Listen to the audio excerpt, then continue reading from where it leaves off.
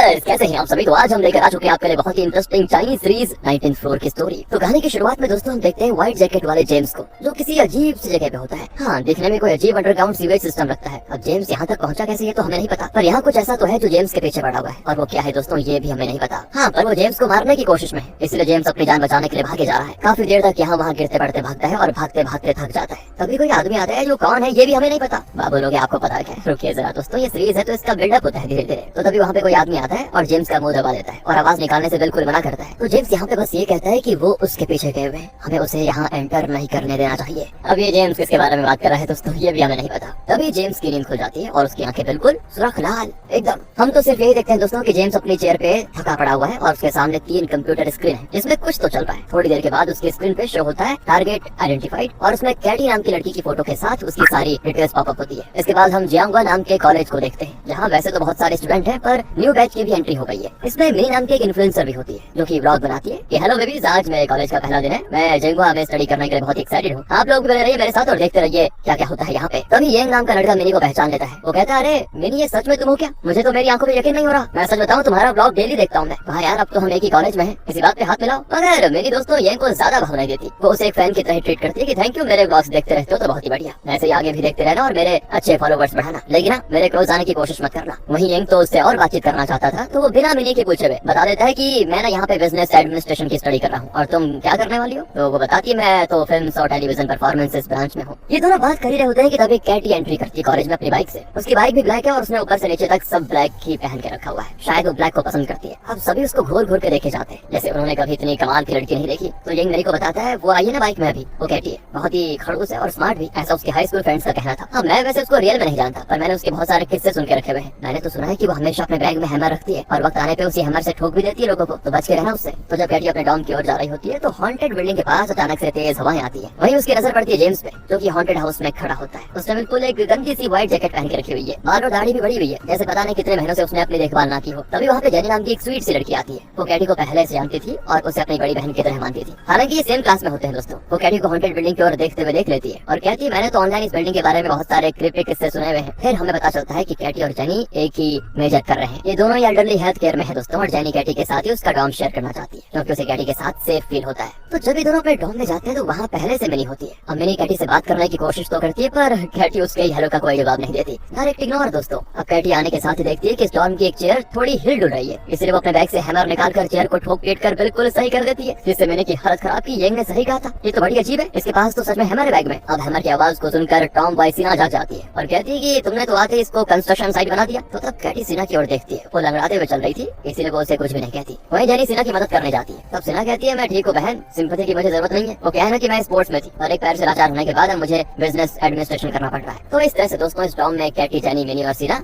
साथ रहने वाली है। अब रात में कैटी देखती है कि अचानक से जेनी उठकर कहीं तो जा रही है। कैटी भी उसके पीछे पीछे जाती है और देखती है कि जेनी हॉन्टेड बिल्डिंग में चली गई है, तो वो भी उसके पीछे पीछे जाती है और उसे वहाँ फिर से जेम्स दिख जाता है, जिससे डरकर वो जाग जाती है। और ये दरअसल कैटी का बुरा सपना था। कैटी तो अपने बिस्तर पर आराम से सो रही थी, लेकिन जब उसको पता चलता है कि ये सपना था तब वो रिलैक्स होती है। और अगले दिन हम देखते हैं कि कॉलेज वाले एक बड़ी सी बस से स्टूडेंट्स को कहीं घुमाने लेकर जा रहे हैं। सभी बच्चों के बैठने के बाद लिन नाम के एक आदमी को देखते हैं जो कि कॉलेज कैंटीन में काम करता है। उसे मार्केट जाना था ग्रोसरीज लेने के लिए, तो वो भी बस के ड्राइवर से कहता है कि मुझे रास्ते में छोड़ देना। ड्राइवर कहता है कि लिन तुम बड़े चालाक हो, पैसे कैसे बचाने तुम्हें अच्छे से पता है, जाओ जाकर बैठ जाओ पीछे। कुछ दूर जाने पे सारे बच्चे सो जाते हैं, मगर एक मक्खी के भिनभिनाने से कैटी की नींद खुल जाती है और वो देखते हैं कि बस के सामने जेम्स खड़ा है। उसकी वजह से बस का ड्राइवर गाड़ी को तेजी से मोड़ता है क्योंकि जेम्स आगे से हटता ही नहीं। और उसी वक्त सामने से 3 लड़के हैरी, मैक्स और जॉय तेजी से कार से आ रहे होते हैं। बस उनकी कार से टकरा जाती है। इस एक्सीडेंट में बहुत सारे लोग घायल होते हैं, जिसमें से कैटी भी एक होती है। अब दोस्तों कैटी को इस एक्सीडेंट की वजह से अपने बचपन का एक इंसिडेंट याद आ जाता है जिसमें उसकी मॉम का एक्सीडेंट हुआ था और उस एक्सीडेंट में कैटी की मॉम सर्वाइव नहीं कर पाई थी। खैर इस एक्सीडेंट में घायल हुए सभी लोगों को जल्दी से हॉस्पिटल लेकर जाया जाता है और इसी दौरान कैटी पहुंच जाती है अचानक से एक अजीब सी लिफ्ट में, जिसमें सिर्फ एक ही बटन होता है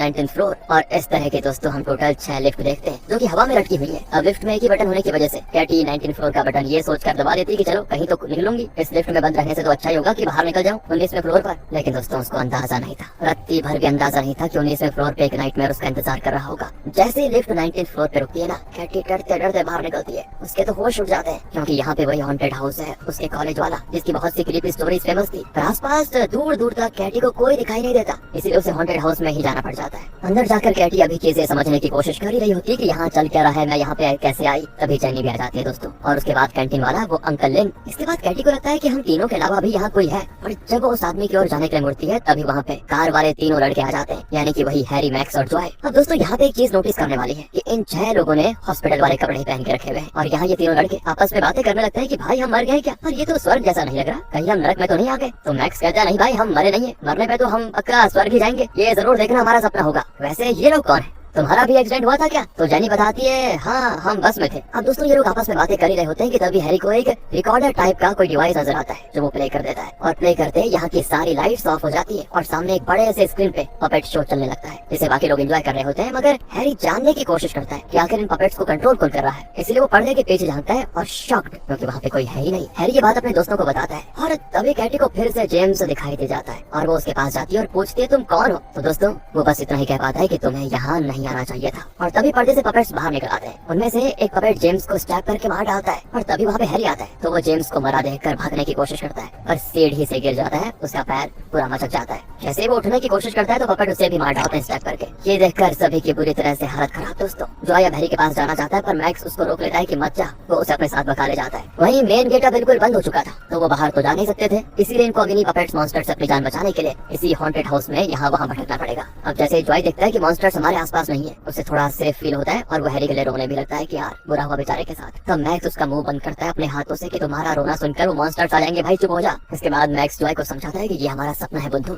हैरी सच में थोड़ी मरा है, देखना जब हम जागेंगे तो सब ठीक होगा। जॉय कहता है कि पर सब कुछ मुझे इतना रियल क्यों फील हो रहा है भाई। तो मैक्स कहता है कि भाई तू एक बात बता, तूने कभी रियल में इस तरह के मॉन्स्टर्स के बारे में सुना है या कभी देखा है? नहीं ना, अरे ये हमारी इमेजिनेशन है सिर्फ। दूसरी ओर दोस्तों कैटी जो मॉन्स्टर से बचकर भाग रही होती है तो एक दीवार पर वो यहाँ का आधा फटा हुआ मैप देखती है, वो पूरे मैप को अपने दिमाग में स्कैन कर लेती है ताकि उसको भागने में आसानी हो। इधर जॉय और मैक्स को विंडो दिख जाती है तो वो विंडो ग्लास को तोड़कर यहाँ से निकलने की कोशिश करते हैं और ये विंडो ग्लास बहुत ही टाइट बनी होती है, किसी चट्टान की तरह टूटने का नाम ही नहीं लेती। उल्टा तोड़ने की आवाज से मॉन्स्टर्स वहाँ पे आ जाते हैं जिससे इनकी हालत और खराब। दोस्तों उधर जेनी और अंकल इन बुक शेल्फ्स के पीछे छुप जाते हैं, अपना मुंह बंद करके चुपचाप बैठे होते हैं। उनके आसपास एक मॉन्स्टर मंडरा रहा होता है और यहाँ कैटी भी एक विंडो पे कुर्सी मारकर उसे तोड़ने की कोशिश करती है मगर वो टूटता नहीं। दोस्तों तभी वो देखती है अंकल इन और जेनी को भागते भागते, तो वो उनके पास जाती है। वहीं पे मैक्स और जॉय भी भागते हुए आ जाते हैं, यानी अब ये सारे लोग एक जगह पे इकट्ठा हो चुके हैं, वो भी एक गैलरी जैसी जगह में दोस्तों, जहाँ चारों ओर से उनके पास मॉन्स्टर्स बढ़ रहे होते हैं। इनके भागने का रास्ता समझ नहीं आता कहाँ जाएंगे और ये लोग इसी को अपना आखिरी पल मान लेते हैं। लेकिन तभी मसीहा बनकर आता है सैम नाम का एक लड़का जो कि शोर करके मॉन्स्टर्स का ध्यान अपनी ओर खींच लेता है, जिससे इन लोगों को मिल जाता है भागने का मौका। और फिर मॉन्स्टर्स को पूरी तरह से डिस्ट्रैक्ट करने के बाद सैम इन लोगों के पास वापस आता है और बताता है कि देखो मैं तुम लोगों से पहले यहाँ पे आया हुआ हूँ। तभी कैटी को याद आता है कि उस वक्त मैंने इस लड़के को देखा था छिपते हुए, इसलिए कैटी उससे पूछती है कि ये कौन सी जगह है, यहाँ चल क्या रहा है ये। तो सैम कहता है कि मैं खुद इस चीज को समझने की कोशिश कर रहा हूँ। मेरे ख्याल से दो बातें हो सकती है, पहला ये कि ये रियल वर्ल्ड जैसा दिखने वाला कोई पैरेलल वर्ल्ड है जो दिखने में तो हमारी दुनिया की तरह ही है, लेकिन यहाँ कई और भी अजीब चीजें हैं जो हमारी दुनिया में नहीं हो सकती, जैसे कि वो पपेट मॉन्स्टर्स। और दूसरा मुझे ये लगता है कि हम अपनी दुनिया में हैं और हमारे साथ कोई ट्रिक्स कर रहा है। वो पपेट मॉन्स्टर्स या तो कोई मैजिक का कमाल है या फिर किसी स्पेशल डिवाइस का या फिर किसी तरह का इल्यूजन है। तो इस पे जॉय कहता है कि हैरी इस तरह की चीजों में इंटरेस्टेड रहता है। सैम कहता है कि हो सकता है हैरी भी इस ट्रिक में शामिल हो। अब जॉय कहता है कि इसका मतलब ये हुआ कि हैरी जिंदा है। तब कैटी कहती है कि ये जो भी है पर इसकी शुरुआत तो हॉस्पिटल से हुई थी, हम सबने पेशेंट वाले कपड़े पहन कर रखे हुए हैं मगर तुमने तो कैजुअल वियर पहना हुआ है, तो सैम तुम यहाँ पे कैसे आए? इस पे सैम कहता है कि मैं तो अपने रूम में बस सो रहा था, पता नहीं यहाँ पे कैसे पहुँच गया। फिर क्या था दोस्तों, सभी को सैम के ऊपर भी डाउट हो जाता है और तभी अंकल इन की नजर पड़ती है एक बॉक्स पे जिसमें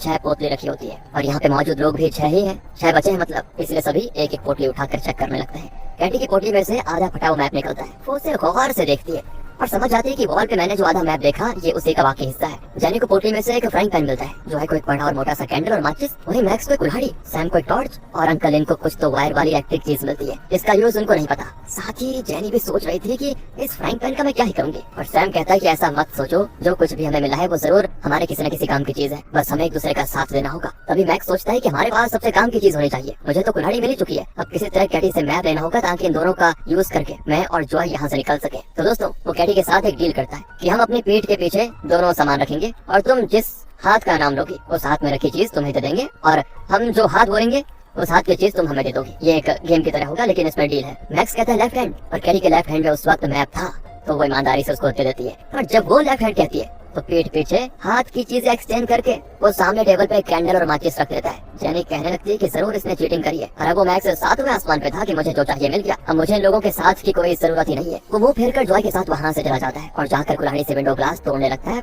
और कुल्हाड़ी से भी ग्लास ना टूटने पर मैक्स की हालत हो जाती है खराब कि आखिर ये ग्लास इतना मजबूत कैसे, ये टूट क्यों नहीं रहा। इधर सैम समझ जाता है कि कैटी को तो कैंडल और माचिस ही चाहिए था, क्योंकि वो समझ चुकी थी कि मॉन्स्टर्स को लाइट से डर लगता है, क्योंकि सैम से मिलने से पहले जब वो मॉन्स्टर से भाग रही थी ना तो उसने नोटिस कर लिया था कि मॉन्स्टर्स खिड़की से आने वाली रोशनी से बचकर दूर जा रहे हैं। साथ ही कैटी ने मैप भी ध्यान से देखकर याद कर लिया था कि कौन सी चीज कहाँ पे है, और अपने ग्रुप के बाकी लोगों को समझाने के लिए वो जमीन पे ड्रॉ कर देती है मैप को, जिसको देखकर ये लोग समझ जाते हैं कि यहाँ के सारे खिड़की दरवाजे सील्ड हैं, यानी बाहर जाने का कोई रास्ता नहीं फिलहाल। पर हाँ, यहाँ के दोनों साइड के एंड पे कंट्रोल रूम है, जहाँ से इस बिल्डिंग की सारी लाइट्स कंट्रोल होती है। यानी कि अगर हम यहाँ से बाहर नहीं निकल सकते तो क्या हो गया, कम से कम लाइट जलाकर सारे मॉन्स्टर्स को मार तो सकते हैं ना, क्योंकि वो लोग तो तभी अपेयर होंगे जब यहाँ की सारी लाइट्स कट हो जाएंगी, क्योंकि पहले भी ऐसा हुआ था। तो अब कैटी सैम से कहती है कि मैं और तुम अलग अलग होकर दोनों कंट्रोल रूम में जाएंगे, तुम्हारे पास टॉर्च और मेरे पास कैंडल, वही माचिस मैं दे दूंगी जेनी को, ताकि जेनी और अंकल लिन यहाँ सेफ रह सके। इसके बाद जब कैटी जाने लगती है दोस्तों, तो कंट्रोल रूम से पहले एक लंबी और पतली सी कॉरिडोर पड़ती है, जिसकी हर कुछ दूरी पे पपेट मॉन्स्टर्स की पेंटिंग है। उन पेंटिंग से भी मॉन्स्टर्स निकलने लग जाते हैं, और जैसे कैटी जलती हुई कैंडल दिखाती है ना, तो रोशनी की वजह से वो वापस पेंटिंग में चले जाते हैं, और ये चीज वो बार बार करके थक जाती है, इसीलिए वो वहाँ से वापस चले जाती है। दूसरी ओर जेनी और लिन जिस रूम में रुके हुए थे ना, वहाँ के एक एक दरवाजे पे जोर जोर से कोई पीटने लग जाता है, जिससे ये दोनों डर जाते हैं, और थोड़ी देर में दरवाजा तोड़कर कोई अंदर एंटर कर जाता है। और जब ये ध्यान से देखते हैं तो पता चलता है कि वो तो सैम था।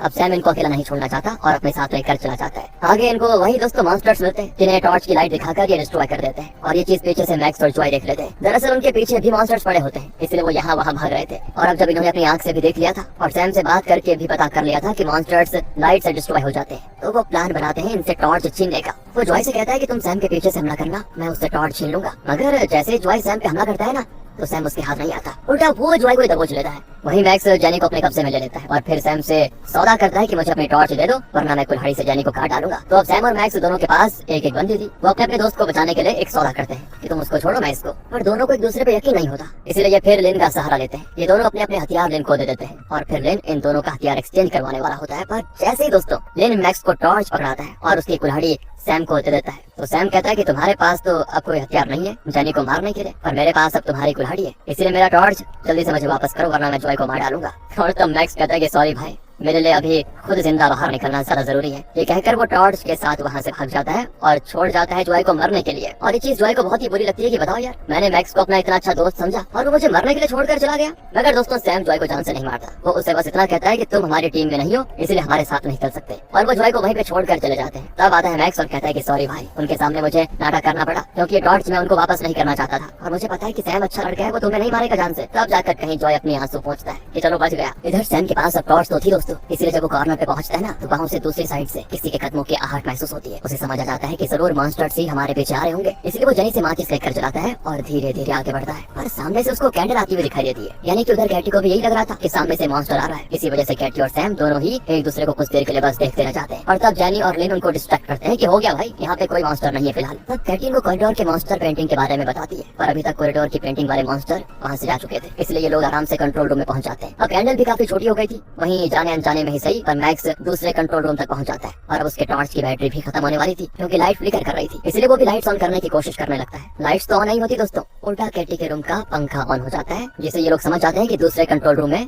मैक्स और जॉय लाइट ऑन करने की कोशिश कर रहे हैं। और यहाँ का पंखा चलने से इनकी मोमबत्ती भी बुझने वाली होती है, और तब जेनी अपने फ्राइंग पैन से मोमबत्ती में हवा लगने से बचा लेती है। ऊपर से गेट के बाहर बहुत सारे मॉन्स्टर्स आ चुके होते हैं, जो कि कंट्रोल रूम में एंटर करने की कोशिश कर रहे होते हैं, पर इन लोगों ने दरवाजे पे बड़े बड़े बॉक्स रखे होते हैं, और उसके ऊपर जो छोटा सा ग्लास होता है ना दरवाजे पे, वहाँ पे मोमबत्ती रखी होती है, ताकि लाइट से वो लोग अंदर आने की कोशिश ना करे। अब लिन और जेनी तो मोमबत्ती को बचाने की कोशिश कर रहे होते हैं, और सैम सारे कैबिनेट खोलकर चेक कर रहा होता है कि लाइट्स कहाँ से ऑन होंगी। और इसी कोशिश में दोस्तों मैक्स के रूम का पंखा चल जाता है, पर लाइट्स नहीं चलते। वहीं मैक्स का टॉर्च भी पूरी तरह से बंद पड़ गया होता है, इसलिए मॉन्स्टर्स वहाँ एंटर कर जाते हैं। मतलब वो तो उन दोनों की जान के पीछे पड़ जाते हैं। इधर कैटी को एक ऐसा सर्किट मिलता है जिसमें एक वायर मिसिंग होती है, और वो ये बात सैम को बताती है। तभी इन लोगों की भी मोमबत्ती जलकर खत्म हो जाती है। जेनी जैसे माचिस जलाने की कोशिश करती है ना, पंखे की वजह से वो नहीं जल पाते, माचिस जलते ही तुरंत बुझ जाती है मतलब। और तभी बाहर से मॉन्स्टर्स दरवाजे को धक्का देते हुए अंदर आने की कोशिश करते हैं, जिससे लिन और जेनी गिर जाते हैं। वहीं लिन के हाथों से उसका इलेक्ट्रिक इक्विपमेंट गिर जाता है, जो उसने पोटली से लिया था। सैम उसको तोड़कर अंदर से वायर निकाल लेता है और जल्दी से सर्किट में फिक्स करने लगता है। पर अब काफी सारे मॉन्स्टर्स उस रूम में आ चुके होते हैं, इसलिए सैम कैटी को ये काम करने को कहता है और खुद कुल्हाड़ी उठाकर मॉन्स्टर से लड़ने जाता है। पर वो मॉन्स्टर्स सैम को उठाकर फेंक देते हैं और फिर अपने हथियार से उसको स्टैप करके मारने वाले होते हैं। पर तभी कैटी सर्किट को फिक्स करके लाइट ऑन करने में हो जाती है कामयाब, जिससे दोस्तों फाइनली पूरे कमरे में लाइट्स जल जाती हैं और सारे मॉन्स्टर्स डिस्ट्रॉय। तब जाकर सभी राहत की सांस लेते हैं। पर तभी कुछ ग्लिच होता है और इन लोगों की नींद अपने आप हॉस्पिटल के बेड में खुलती है। ये क्या था यार? वहीं सैम की नींद अपने रूम में खुलती है दोस्तों।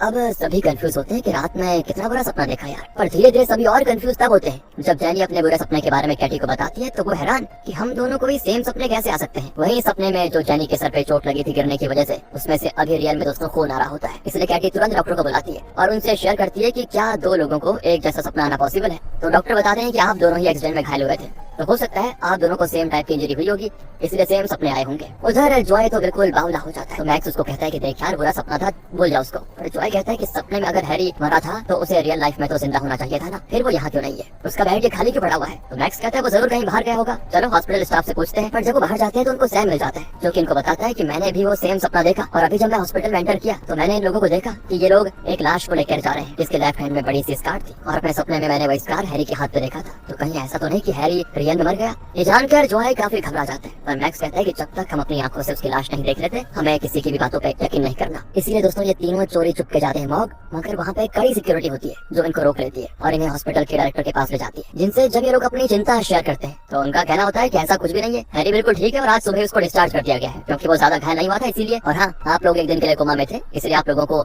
ये अजीब अजीब ख्याल आ रहे हैं। फिर वो हैरी का डिस्चार्ज फॉर्म भी इनको दिखाते हैं, उसमें दोस्तों साइन तो मैक्स और हैरी के ही लगते हैं, पर क्या है कि उसका फोन नहीं लगा होता है, तो वो इस बारे में डायरेक्टर को बताता है। अब वो कहते हैं कि ये तो हमारी रिस्पॉन्सिबिलिटी नहीं है ना कि फोन नहीं लग रहा होगा, कहीं चार्ज नहीं होगा या स्विच ऑफ होगा। और जब मैक्स वापस अपने हॉस्पिटल रूम में जाता है तो उसे वहाँ पे हैरी के फोन टेबल के नीचे से मिलता है, पर वो ये बात जॉय को नहीं बताता क्योंकि जॉय और ज्यादा परेशान हो जाएगा। वहीं कैटी की नजर पड़ती है अंकल लिन पे, जो कि डॉक्टर से कह रहे होते हैं कि मुझे डिस्चार्ज होना है, कैंटीन वालों का बार बार फोन आ रहा है। तो डॉक्टर कहते हैं कि ठीक है, डिस्चार्ज की परमिशन मैं दे देता हूँ, मगर आप बीच बीच में चेकअप के लिए आना होगा, ध्यान रखना इस बात का। इसके बाद कैटी अंकल लिन से पूछती है कि मुझे पहचाना, तुम तो जेंगुआ के स्टूडेंट हो ना, मैंने तुम्हें बस में देखा था। तो वो पूछती है मैं बस की बात नहीं कर रही, आपने क्या मुझे कहीं और देखा। तो वो इनकार कर देते हैं, जिससे कैटी को बड़ा अजीब लगता है कि जब मुझे और जेनी को सब कुछ याद है तो इनको क्यों नहीं है, मतलब सपने वाली बात। फिर किसी तरह ये लोग इसको बुलाने की कोशिश करते हैं। रात में तो मैक्स और जॉय शराब भी पीते हैं, सो जाते हैं। वहीं सैम अपने कंप्यूटर पे अपने मन की बात बताता है चैट जीपीटी को कि कल रात मुझे एक अजीब सा सपना आया जिसमें पपेट मॉन्स्टर्स इंसानों पे हमला कर रहे थे। फाइटिंग और सेंसरी एक्सपीरियंस बिल्कुल रियल लग रहा था। मेरे साथ सपने में जो लोग थे वो रियल वर्ल्ड में भी थे, पर मुझे नहीं लगता कि वो सपना था। क्या चाइना में कोई ऐसी टेक्नोलॉजी है जिससे ये सब हो सकता है पॉसिबल, मतलब कुछ लोग जैसे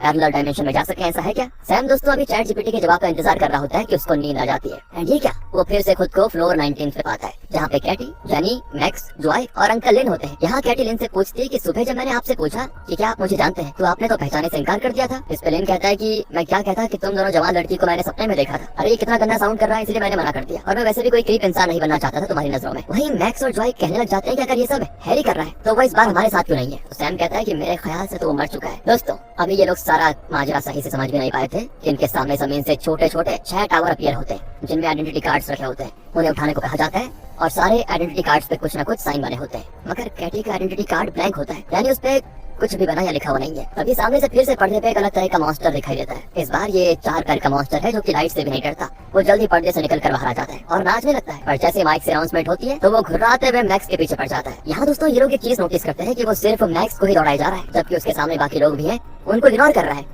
और ये बात समझने में इनको थोड़ी देर लगती है कि ऐसा वो मॉन्स्टर इसीलिए कर रहा है क्योंकि अनाउंसमेंट में मैक्स के आइडेंटिटी कार्ड का नाम लिया गया था। अकेले भागते भागते मैक्स बुरी तरह से थक भी गया था, इसलिए वो आइडेंटिटी कार्ड ही फेंक देता है, पर कुछ ही सेकंड्स के अंदर वो आइडेंटिटी कार्ड जमीन से गायब होकर मैक्स के गले में ऑटोमेटिकली आ जाता है। वो कई बार उसे फेंकता है पर वो बार बार मैक्स के गले का फंदा बनता जाता है। तो मैक्स बड़ी मुश्किल से थोड़ा दिमाग लगाता है और अपना आइडेंटिटी कार्ड जॉय को दे देता है, जिससे वो मॉन्स्टर सब मैक्स का पीछा छोड़ जॉय को दौड़ाने लग जाता है। यानी दोस्तों ये लोग अपनी अपनी आइडेंटिटी कार्ड चाहे तो एक्सचेंज भी कर सकते हैं। और मैक्स तो अब थक चुका था और जॉय थोड़ा मोटा था तो वो ज्यादा देर तक ऐसे दौड़ नहीं सकता था, इसलिए मैक्स जाकर सैम से हेल्प मांगता है। और तब जेनी कहती नहीं, हम एक टीम नहीं है, कल इसने मुझे अपनी कुल्हाड़ी से मारने की कोशिश की थी। तब मैक्स हाथ पैर जोड़ता और कहता है कि अब से मैं तुम लोगों की टीम में हूँ, तुम लोग जैसा कहोगे मैं वैसा ही करूंगा, प्लीज मेरी मदद करो। उधर जॉय भागते भागते जमीन पे गिर चुका था और मॉन्स्टर उसको खाने वाला होता है कि तभी अनाउंसमेंट में दूसरे आइडेंटिटी कार्ड का अनाउंसमेंट होता है, और वो वही कार्ड था दोस्तों जो कि मैक्स ने जॉय से लिया था। यानी अब मॉन्स्टर फिर से मैक्स के पीछे पड़ने वाला है। मैक्स कहने लगता है कि बड़े भाई सैम प्लीज, मैं और नहीं भाग सकता, मेरी जान बचा लो, मैं आपकी सारी बात मानूंगा आपसे, प्रॉमिस। फिर वो कार्ड एक्सचेंज करके दौड़ने लग जाता है और जब सैम थक जाता है तो कैटी उससे कार्ड एक्सचेंज कर लेती है और उसे भागने का मौका नहीं मिल पाता। मॉन्स्टर उसको खाने के लिए उसकी ओर छलांग लगा देता है और इसी के साथ फर्स्ट पार्ट यहीं पे हो जाता है दोस्तों खत्म। है ना बड़ी इंटरेस्टिंग सीरीज। क्या लगता है आपको, कैटी बच पाएगी या वो भी हैरी की तरह मर जाएगी? और हैरी का क्या हुआ, वो सच में मर चुका है या फिर कोई और ही बात है? और ये लोग कहाँ पे आ रहे हैं ये रात रात को? क्या ये किसी भूत प्रेत का काम है या फिर कोई पैरेलल डायमेंशन है? दोस्तों मिलते हैं अगले पार्ट में, तब तक के लिए आप इसको ज्यादा से ज्यादा शेयर करें, लाइक करें, कमेंट्स करें। अगर